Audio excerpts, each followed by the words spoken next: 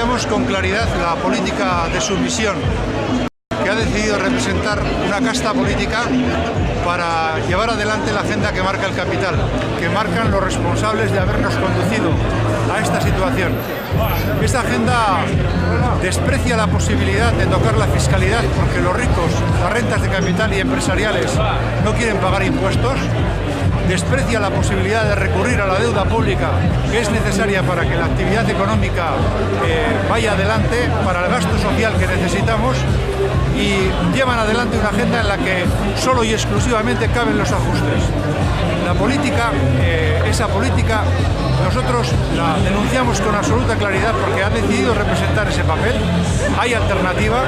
La mayoría sindical vasca tiene un decálogo que contempla mayorías y contempla propuestas y alternativas para llevar una política solidaria adelante, y nuestra conclusión es que eso no se va a dar bajo ningún concepto si la sociedad no se moviliza, si la clase trabajadora no se moviliza.